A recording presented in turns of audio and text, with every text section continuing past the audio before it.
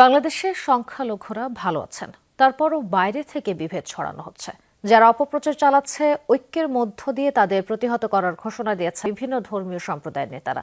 প্রধান উপদেষ্টার সাথে বৈঠক শেষে তারা বলেন, আইনজীবী হত্যার পর ঘোলা পানিতে মাছ শিকার করে পরাজিত শক্তি দেশে ঢুকতে চাইছে, তা সফল হবে না। শ্রীলঙ্কা আবারও রপ্তানিতে শীর্ষে।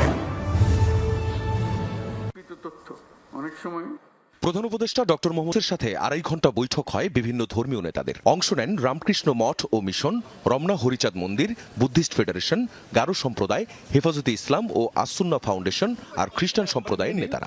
আমরা একটা পরিবার, বাংলাদেশে আমরা একটা পরিবার।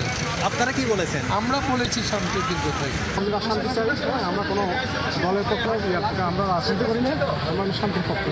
বৈঠক শেষে হিন্দু নেতারা বলেন, বাংলাদেশে হিন্দুরা ভালো থাকলেও বাইরে থেকে বিভেদ ছড়ানো হচ্ছে। আমাদের মধ্যে ঢুকে একটা বিশৃঙ্খলা তৈরি করে তাদের স্বার্থ হাসিল করে, এটা আমরা চাই না। এটা হলো বাংলাদেশ, আমরা বাংলাদেশের সকল জাতিরাই সমানভাবে বাঁচতে এবং বেঁচে আছি, কোনো তো সমস্যা নেই। খ্রিস্টান সম্প্রদায়ের পক্ষে ফাদার আলবার্ট রোজারিও বলেন, কঠিন সময়ে সবাইকে ঐক্যবদ্ধ থাকতে হবে। ভারতের মিডিয়া উস্কানিমূলক কথা বলে দেশের মানুষ ধৈর্যের পরিচয় দিয়েছে। এই মুহূর্তে আমাদের বাংলাদেশ একটা কঠিন সময়, আমরা একটা স্পর্শকাতর অবস্থার মধ্যে আছি, তাহলে আমাদের ঐক্যবদ্ধ থাকতে হবে। বুদ্ধিস্ট ফেডারেশনের নেতারা বলেন, এদেশের সব ধর্মের মানুষের ঐক্য জানান দিতে একটি আন্তর্জাতিক সম্মেলনের পরামর্শ দিয়েছেন তারা।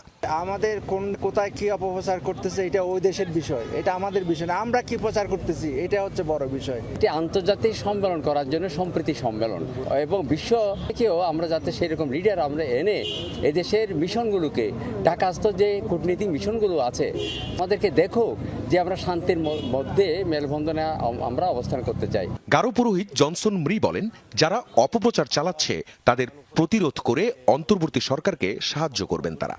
আমরা ঐক্যবদ্ধ হয়েছি, যে মিডিয়ায় অপপ্রচার চালাচ্ছে তাদের আমরা প্রতিরোধ করব।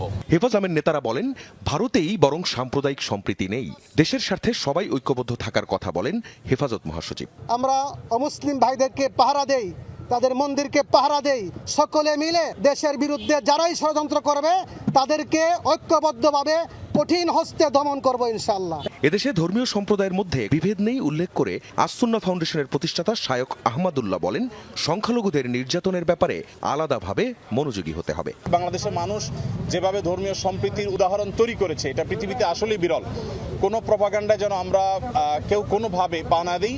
উপদেষ্টা মাহফুজ আলম বলেন, জুলাই আগস্টে বাংলাদেশে গণহত্যা হয়েছে, ভারতকে আগে এর স্বীকৃতি দিতে হবে।